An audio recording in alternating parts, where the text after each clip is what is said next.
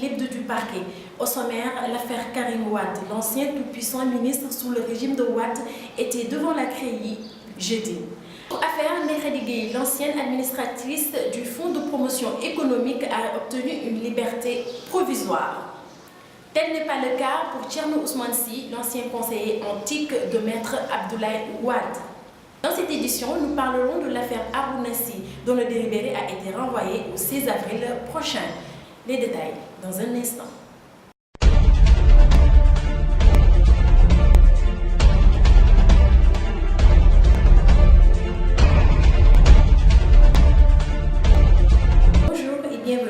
L'ancien tout-puissant ministre Karim Wade était hier devant la Cour de répression de l'enrichissement illicite où il a été entendu. Pendant plusieurs tours d'horloge, les militants et autres membres du mouvement de soutien de Karim Wade avaient pris d'assaut dès les premières heures de la matinée les abords de la Cour de répression de l'enrichissement illicite sur l'avenue Cheikh Anta Diop.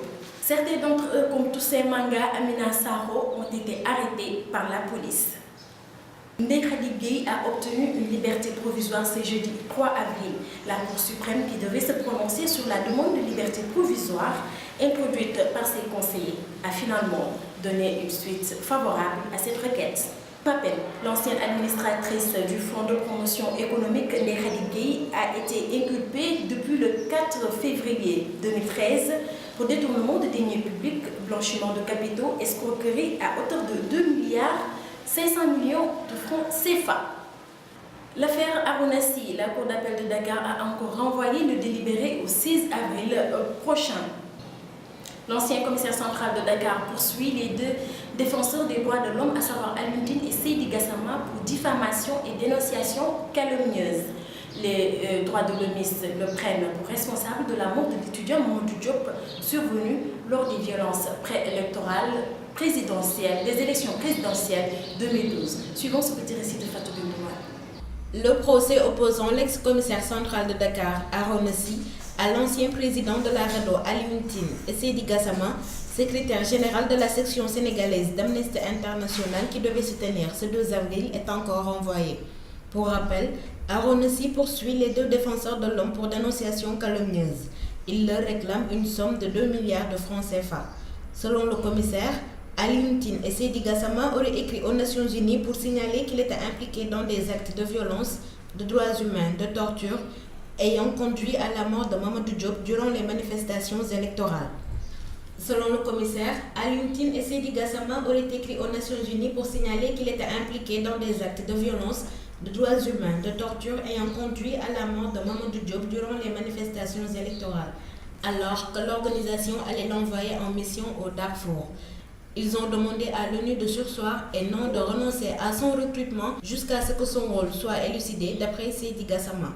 Et pour Alioune Tine, il s'est appesanti sur le rôle prééminent du commissaire Harouna Sy dans la mort de l'étudiant Mamadou Diop et des nombreux blessés enregistrés causés par la répression aveugle.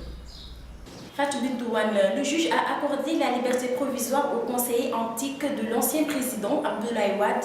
Il a ainsi donné une suite favorable aux avocats du fils de l'ex-ministre de la Justice, Cheikh Tidiane Sy.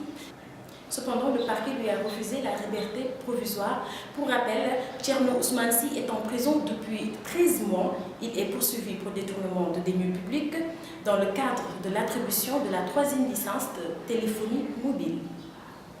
Les 5 jeunes arrêtés lors d'une manifestation devant la prison de Rebeuss sont relaxés avec une amende de 50 000 francs CFA.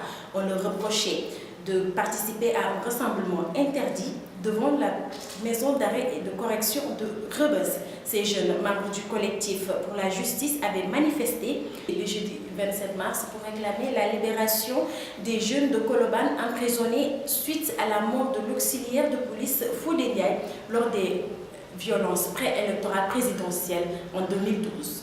Pape Mor Diané, les 2 gardes pénitentiaires inculpés dans le meurtre du détenu Malayni Sané à la prison de Rebeuss hument de nouveau l'air libre. Inculpé et placé sous mandat de dépôt en même temps que 3 autres co-détenus de Malayni pour meurtre, acte de torture. Selon le quotidien LAS, il était en proie à des troubles psychiques qui le poussaient à des attitudes qui dérangeaient ses co-détenus. ceux qui auraient hérité ses bourreaux qui sont pris à lui. Chers internautes, c'était tout pour ce numéro. Quant à moi, je vous donne rendez-vous très prochainement. D'ici là, les informations continuent sur www.gfm.sn.